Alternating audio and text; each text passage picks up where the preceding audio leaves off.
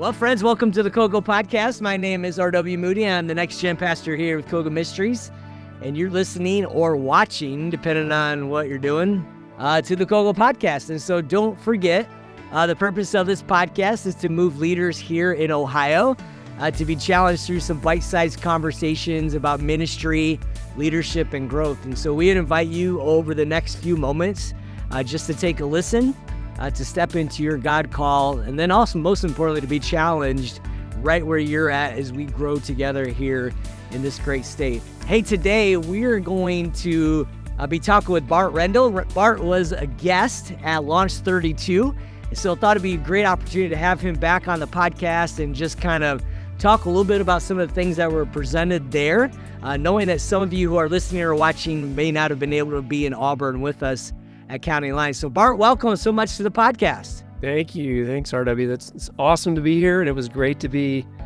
there, with so many, church leaders are my people, man. Yeah. It was awesome.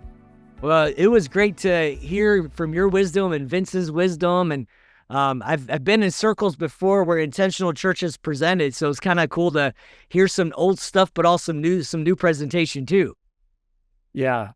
Yeah, it is kind of what we're teaching, I suppose, is kind of a return to basics. It's a return to the basics. Yeah. Well, Bart, just for the sake of those who might not have been at Launch 32, if you could tell us just a little bit about yourself, tell us where you're serving, your capacity, how you serve there, that'd be great.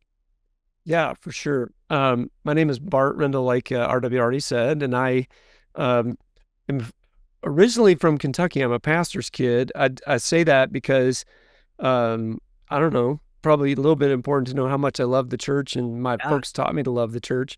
I ended up moving to Las Vegas in 1998 to be a part of a great evangelistic church here called Central Church. Okay. And I was on the leadership team there for about a dozen years. And then for the last, since 2009, so what would that be, man? 16 years, I've been doing kind of church equipping like, you experience, and I still live in Las Vegas. I've got 2 kids in college, and we just love ministry here because of the power of the gospel in this crazy kind of alternate reality that is Las Vegas. But there's tons of just very normal people who need Jesus like anywhere, and it's pretty awesome to do ministry here. Still, I'm still a part of that church, for instance. And very committed to it. Yeah. So that's me. I know that you serve with intentional churches. Oh, yeah. So tell us a little bit about the premise of intentional churches. Yeah. Doug Parks and I co-founded it 2013 to basically, we felt like if we could create kind of like a really simple biblical playbook that churches could use, then we could create a movement of churches collaborating together to reach more people for Christ. So it was this crazy vision to build this toolbox that we could train and teach church leaders that could work anywhere, Church of God, Baptist church, didn't matter where. Yeah. And that would then create the common language and philosophy of ministry that would allow for kind of a great collaboration to break out, specifically around a term we use, the one. We can talk more about that out of Luke 15. Reaching lost people, because we felt that we're all trying to do our own thing, going in all of these kind of different directions and trying to accomplish the Great Commission and the mission. So could we create this toolbox? And we did. And then we started one by one to train leaders and churches in it. And so now we've worked with about 1,000 churches to embrace, we wrote about it in a book called Intentional Churches. This set of tools that basically keep churches focused on the biblical fundamentals and the Acts 2 church. So, that was the vision for it, and here we are. We thought we could get there maybe faster, but at the same time, it's pretty amazing looking back how far, God has gotten us in terms of the adoption of the toolbox. So, I hope that explains it well. And if I can it's a little hard to understand, but in a sense, we're not really church consultants. We're more like personal trainers than doctors, Yeah, no, I think that's great. I think that, you explained it well. One of the things that you and Vince talked about at Launch 32 was defining what an intentional church is. So if somebody's here listening today for the first time, how would you define what that intentional church is? Yeah. So we just created, we written another little book that'll come out soon. And we just went ahead and created this definition. I'm going to read it. So the intentional church is concerned and well-informed about the lost, proactively keeping them at the top of mind. And this knowledge and way of operating is so fundamental, far-reaching, and thorough that it becomes a key source of agreement and alliance in the church. And so the nickname for that intentional church we've coined as one aware, activated, and radically aligned, from the board, leadership team to the congregation. And that's what the toolboxes allow us for that alignment to occur. Now, what you experienced at the Launch 32 was the toolbox to train the congregation in being one aware and activated, living their lives that way, including every leader present. But we also have a leadership toolbox and a board toolbox. So what you experienced was the congregational side to that. Okay. The one aware and activated. So mobilizing the people to actually be intentional. Yeah. See, we've done all this work for years of training leadership teams how to keep the lost, at the top of mind in all of their decision making. And it was pretty effective if they would embrace it, because it creates these tools which are really just strategic conversations that they have on a regular basis that lead them to evaluate success in terms of the mission, the Great Commission, and then make plans for the next season of ministry still pointed at that mission.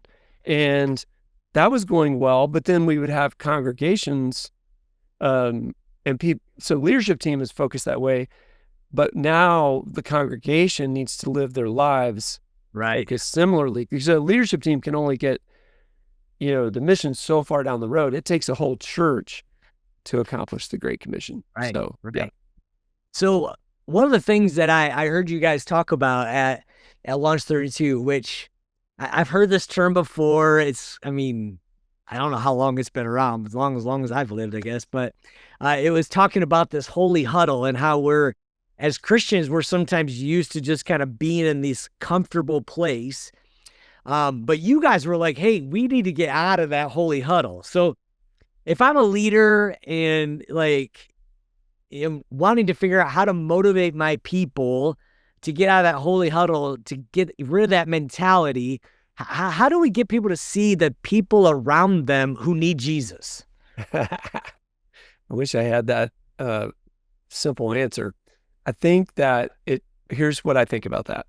I think that radical alignment to the Great Commission, that's kind of the term I used earlier, really is radical because it must become personal. Yeah. Number one. So the first thing we have to do as leaders, we have to go first in the making of those relationships. And if we don't, everything else will feel like coercion or twisting arms or something like that. Right. So that's number one. You got to make the Great Commission personal. In fact, Doug and I really believe our conviction in the last couple of years has been that was not a mission given to an organization. That was a mission given to followers. Yes. So you have to become convicted, and then you've got to go, the Great Commission, right? Go into the world. Yeah. You've got to make that incarnate to you, right? Like you got to embody it. And so when you go first and your stories lead the way, that's way easier. Number two, prayer. And that might sound silly, but the hearts of people, most everybody, if they have eyes to see it, have lost people all around them. Obviously, we're supposed to be in the world, but not of it. It's very clear the Bible teaches this, right? And instead, we've sort of removed ourselves a little bit from it because of a lot of reasons. Studies tell us that within an average of 7 years, I've read this, others have too, but within an average of 7 years, an unbeliever that came to faith will no longer have any non-believing friends. And well, why is that? Because they've sort of found comfort and hope and healing, right, among their believing friends. I get it. And like-mindedness. But so that tells me we have to proactively challenge people to maintain those friendships. Now people need to remove themselves occasionally from their circumstances in order to reorient their life to the Lordship of Christ. I get it, right? It'd be silly to hang out with the same folks that had, you'd kind of gotten into a bad spot with before. Right. But eventually, the call definitely, just like Jesus lived, he got challenged for it, was to rub shoulders with people who are lost and develop genuine relationships. So you got to go first. You have to pray about it.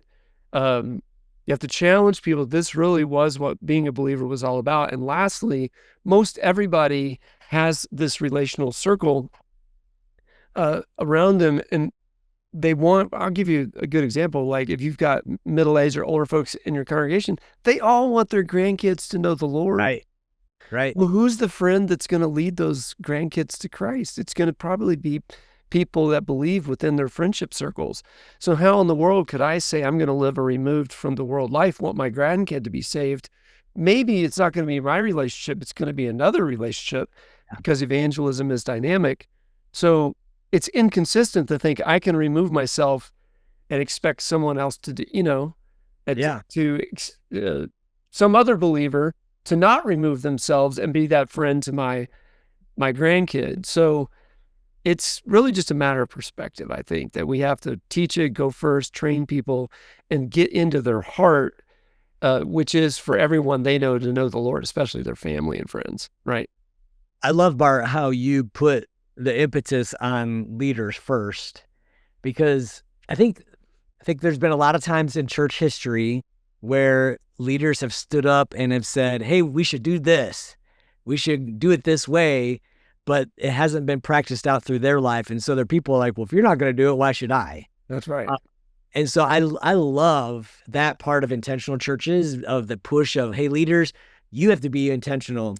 I find myself very much stuck in that whole Christian circle world where, it's easy just to kind of be in this place. When I was a pastor in Texas, I intentionally led a Cub Scout den with my son as a Cub Scout, because I knew that would give him the opportunity to interact with people who were not of faith. And I loved it because, again, I could just be who I was. And my people as a youth pastor, saw me doing that and were like, oh, hey, even he's doing this. I love how you guys are like, hey, leaders, it starts with you. It doesn't end with you. It starts with you. It starts with you being intentional about your one. We'll talk about that in a little bit. But well, you that's a great example, man.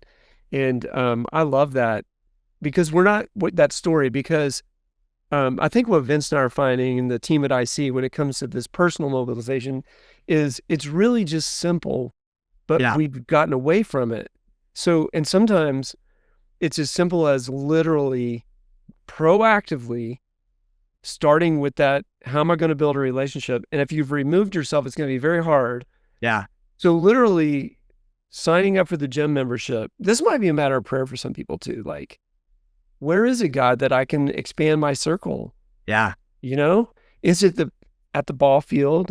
I sit on the bleachers, but I don't think about building the friendships, right? Or I coach on the team. So what we're trying to do in our training and teaching is to basically get back to really simple stuff like you just described. Like that proactive starts with prayer, but then making of that to do on your schedule. I am going to go for the purposes of the accomplishment of the Great Commission, put myself with unbelievers proactively for the purposes of being salt and light and building genuine, that's another thing, genuine relationship. Yeah. And not fake, not projects. Like God, I mean, I play golf. I'm kind of speaking as, I do actually, by the way, I'm speaking as if I were a leader. Lord, how can does my hobby with golf become my evangelistic mission field as well? Yeah. And maybe I've never had eyes to see it that way, but every time I go to the course, all I got to do is strike the conversation up or add the guy to the foursome I never thought about before, and watch God move because I'm praying about that. So it's real simple stuff, but very much stuff we need to be proactive about. Bart, why do people, in your opinion, why do people struggle so much with relationship? Well, what was it? what was it? Ortberg said, everybody's weird till you get to know them or something. I think, right? I think we all just have this predisposition to sort of stay in our comfort zone. And in this day and age, think about it, RW, like the polarization around cultural issues or politics. But I think down deep, something we did at the Launch 32 event, I'm hoping we can do with lots of other people's, is debunk the mythology that Christians have about non-Christians and non-Christians have about Christians. Yeah. And some of that is that, Christians are hypocritical and I don't want a relationship with them. Well, think about what we believe about unbelievers, and the way they live their life. I mean, I can think of so many examples where my wife and I really do try to live one-aware and activated lives, talk about it, the uncomfortable spot that my wife and I have gotten ourselves into because of the nature of the lifestyle of some of these people. not to not take a stand on what we believe or our lifestyle choices, but just even the stories that are being shared because of the genuine relationship. And so that's one thing. It's uncomfortable. Another is we're not prepared. We feel so inadequate to be prepared to share or to defend or, to be sort of exposed for what we are really convicted in, what we really do believe. So again, rehearsing and prepping ourselves. I don't know, man. I think in general, it's a work of the devil just to keep us isolated and comfortable. And I think faith by nature and following God has got a lot of holy discomfort to it. And one of those is putting yourself in places where you can build genuine relationships with people that don't know the Lord. Yeah. And so I don't know if I was a psychologist, I could probably have a checklist of all the reasons we don't build those relationships. Now, let me say one more thing, RW. As pastors, because I was a vocational pastor, I still consider myself very much one, but I think it's especially hard for pastors to create. I sold this at the event. Trust is key, and you must develop credibility, reliability, and vulnerability in order to build trust. And I think that vulnerability piece is something that's hard for spiritual leaders who are trying to set examples.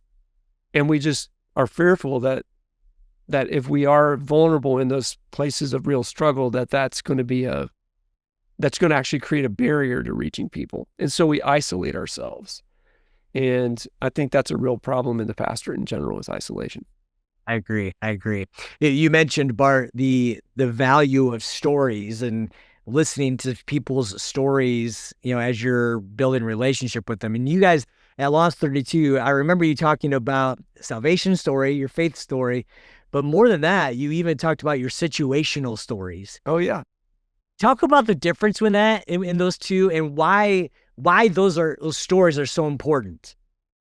Oh, well, Vince, who I'm learning from about this, who's written a couple books on evangelism, Vince Antonucci, if someone wanted to look up, he basically is saying you need your 15-second testimony. Yeah. And he's a big believer that, and I've thought since then, I literally thought, and even at the event, I've been thinking about it, is where has God helped you overcome something that's common to all of us? For instance, anxiety, I thought about. He would say that your 2-sentence, 15-second, maybe less than 2-minute testimony of God, this is the situation I was in before Jesus. This is where I am now. And here's how he helped me get from here to there, basically. And coming up with a 15-second way to say that, I've had a lot of anxiety. I do work out with it's where Kat and I make a lot of our friendships. And I was thinking about this sitting in the sauna with some of these guys right after that, about them talking about circumstances and how I've shared those circumstances, but how Jesus has met me in those. And I was just thinking about how it's all around us. Like, in other words, the chance to share how Jesus has impacted us in relation to someone else's circumstance is right there before us a lot. So preparing yourself, again, don't fake it. If God helped you overcome anxiety, be prepared to basically share that with someone else. If your marriage has had a challenge of some type, being ready to share how God helped you overcome that challenge in your marriage, right? There was somebody in that case in the sauna was talking a little bit about, they were just talking about how kind of like the meaninglessness of life, right? How really just waking up in the morning, is really just about going from point A to point B and doing that again and again, and then you die. And how basically Solomon-esque, how fruitless that really seems. Yeah. And this is a story, someone searching for meaning and purpose sitting with me in the sauna just needs to hear me say, yeah, life doesn't have to be purposeless at all. And I felt the same way at times, but here's how God helps me have a different perspective, right? Yeah. So it's like, I think what I'm getting at is Vince is helping us think through proactively 15-second before Jesus, after Jesus, God helped me overcome, and no more, he believes, you remember in the meeting, no more than 2-minute versions. Oh, and he even timed people. Yeah. And he got people up and said, okay, now write your before Jesus, circumstance I was in, after, and how he helped me. And you might remember the exact sequence, but that's basically it. Yeah. And then, but here's what was profound to me. Taking a minute to write it down and putting it, so I have a list of my ones in my Bible in my quiet time. I pray for them routinely, that God would meet them. God's, evangelism is not transactional. So what I mean by that is that God would intersect their life through someone besides me as well. And that this dynamic evangelistic thing that's going on in my one's lives would be propelled on that day. And if it's with me, that they would maybe start a conversation with me on that day. So I've got that list, right? But what I didn't have, that I think Vince is helping me, is be prepared. Yeah. Right? Because I prayed the prayer and had my one text me. I told the story about, hey, I'm having a challenge with my fiance in this case. Would you like to go to, the same day I prayed the prayer. What I wasn't very prepared for, and I was kind of loosey-goosey about, is, hey, I was excited to go meet, but I don't know that I was prepared. 1 Peter, be prepared to give a defense of the hope. It's like, it's interesting that it's the words chosen there, be literally prepped. Yeah. Think about it. And so anyway, I don't know if that's what you're wanting, but I like now thinking about the preparation and writing a little bit of that in my Bible and praying about it as well. Right. You talked, Bart, about the ones, and I know that that's a term that Intentional Churches uses quite often. So help us define what that is, and how do I identify a person that I can consider to be my one? Yeah. So we are big on developing common language that helps us lead a church together as a team. Yeah. So one of our common language elements, most churches embraces this idea of the one out of Luke 15. There's 3 stories in Luke 15. We all know what they are. The one about the lost sheep is the one we lean into. And it's interesting, Jesus says in that scripture, what if one of you had a flock of sheep? Yeah. So he turns the mission to us, as it's not like I'm the good shepherd, I'm the only one with the flock. What if one of you had a flock of sheep? And then he talks about the 99 and the one, separating those that were in the fold and the one that was lost. And so we use, in church, we use the language around this idea of being lost. Yes. And our nickname for the lost person is the one. So we have a tool, which I'd be glad to share with you guys, called the Relational Reach Zone tool, which, again, a lot of what we're trying to do is become so practical and prayerful at the same time, prayerful and practical. But practically speaking, all of us have a relational sphere or circle that is made up of family, friends, colleagues, coworkers, travel ball, parents. So it really is sitting down and making first the list of, names, and that don't know the Lord, I like actually 2 lists at least to be made. One would be who doesn't, maybe you could say there's 3. I've actually done this color coding with 3. 1, who do I know that I know doesn't know the Lord? Who do I know that I don't think knows the Lord, but I'm not really sure? And who do I know that could join with me in the effort to reach these people? It's good. And just literally, again, practically praying over those lists and saying, God, who on that list, the minimum commitment in our challenge is prayer. So if you can make no other commitment, make the list and pray. And who genuinely, God, could you lead me to make a relationship with? Or how can I practically get to know these people, especially that don't know the Lord, or I don't know if they do? You would be amazed how God's going to start to lead you to pathways to build those relationships. This is part of the reason, RW, I'm not a huge fan of the neighboring idea. I love the idea of our neighbors are right here that don't know the Lord. We need to get to know them. Yes. But I'm a bigger believer that it's got to be a genuine relationship. Yes. That's built over time. Like my son says, we got to just be human. We can't force it. People aren't project. I can pray for my neighbors across the street, and that God would open a doorway for me to hear their story and get to know them. We should all be thinking that. Proximity is super important. But also, who can I build a genuine relationship and open that door? Yeah. Like, if I'm praying that prayer, I almost guarantee you somebody in the sauna is going to talk about loving to play golf and ask me if we can go golf sometime, because I love to play golf. I don't get to play very often, right? This might actually get me on the golf course. Well, God's going to do stuff like that when we pray this prayer. Right. So you got to put yourself in the position to do it. You have to make the list. You have to pray, ask for the Spirit to lead to the open door the right way, or put a highlighter on one of those names or relationships, and he will do it. He'll begin to do it. Bart, you've mentioned this a few times, that authentic relationship. That is key. I mean, if we want people to hear our story, if we want people to trust us, if we want people to eventually come to the place where maybe they have an opportunity to receive Christ, it all begins with our authenticity in that. And just being, like your son said, just being human together. If conflict is there, if lack of civility is there, authenticity is out the window. But I love the way that you said that. If there was a last thing, a word of wisdom that you would give to our leaders here in Ohio, or other people maybe who are listening to this podcast, what last word of wisdom would you share with us? I've kind of already shared a lot of it, but I think we make it harder than it needs to be. We believe myths we don't need to believe about it.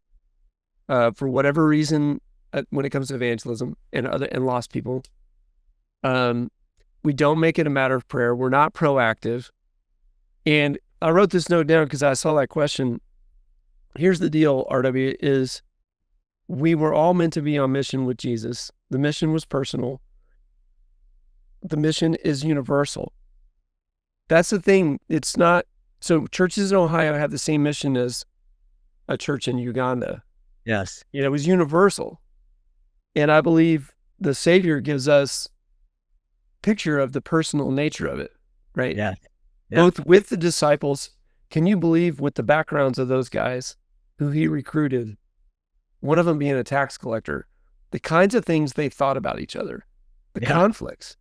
Yeah. He entered into the humanity of it all, right?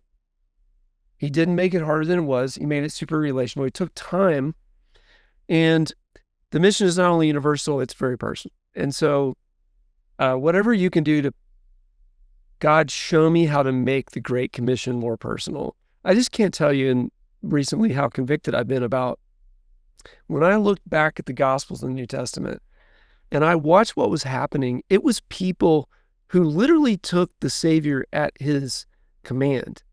Go into the world, and then the vision was cast in Acts 1:8. You will be my witnesses in Jerusalem, Judea, Samaria, and beyond. You combine those couple of ideas together, you get Philip ministering in Samaria, I believe, because he was convicted about doing the work of the Savior. in a foreign place. And then we see God leading him to this holy intersection with the Ethiopian eunuch, right? Yeah. And we see a miracle happen, right? And that story is how it's supposed to go again and again and again. But it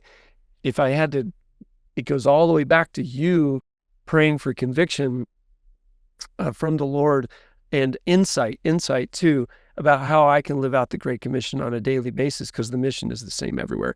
I'll tell you this one thing we're finding. We're doing a survey right now. It's not a survey, sorry. It's an assessment any church can take. It'll be launched this fall. We've taken a few hundred people through it. You know, what's interesting about it, RW, is it's not the comfortability with being asked, really, in some ways, or the preparation. The core thing that we're missing is the desire of the heart. Hundreds of leaders have taken it, and two things pop out. And this is lay people and pastors. It's the desire of the heart. God, make my heart align with your heart. Yeah. How can you? Because I think that's a matter of prayer and the Spirit moving. And number two, pastors and church leaders are telling us that, if you can believe this, it's hard to find the time to do this. that they, in some ways, the profession has replaced the effort that we've been talking about. And so between the heart and that practical lid that's on, our pastorate. So if you're a church leader like an elder, what I would say to you is, make this a part of what you can free your guys and gals up to go do. They got to be able to live this out. Yeah. The mission, the Great Commission, wasn't meant to be accomplished by professional pastorate. And in so much as RW is a believer, I got to see you as a believer on mission with Jesus, and I've got to free you up to think that way, live that way, and be that way, and not look at you as if you're supposed to be accomplishing the Great Commission on our behalf. So that's a lot of thoughts right there, but. No, those are really good thoughts, Bart. I really appreciate that challenge. I think that, just listening to you as you were speaking that, I'm thinking to myself, that is so true in my life. I know of other leaders where that's true of, where that passion has been replaced with just the day-to-day mundane ministry of it. And you're right. We need to go back to our original love and pray for that one-heartedness with us and the Father to see that Great Commission work. So thanks for that challenge. You bet. My friend in Louisville, Kentucky, so pastor said, evangelism's meant, that'd be the other thing, is evangelism's meant to be a team sport. So if this fire, that's kind of a crass way to say it, but if this fire is it's because it's not a sport, but it's meant to be done together. Yeah. And so if this fire's lighting in you, find someone else. That's one other thing, is pray with someone about this. Find a friend or two. That one particular friend, I told the story, in their neighborhood, has several believers in the neighborhood banding together to literally proactively meet together and pray over their neighborhood and build relationships, genuine relationships. And over the last decade, they've seen about 500 people in this neighborhood come to Christ and be baptized in swimming pools and backyards and all kinds of stuff. And it's all because they've just been proactive and sincere and prayerful, and they're doing it together. Yeah. So those are some thoughts I would encourage anyone to go Bart, thank you so much for your wisdom and your challenge. Friends, I hope that you've been listening. I hope that you're challenged. Bart's going to forward some tools that we can put into the show notes that you can help you think about some of these things. But I would strongly encourage you to look up intentional churches, their mission, their vision to help churches live out the Great Commission. And Bart, thanks again for your time today. Really appreciate it. Thank you. Thanks. Honored to be here, man. Thank you. Well, friends, till the next time we're on the COGO Podcast, we'll see you soon. Have a great day.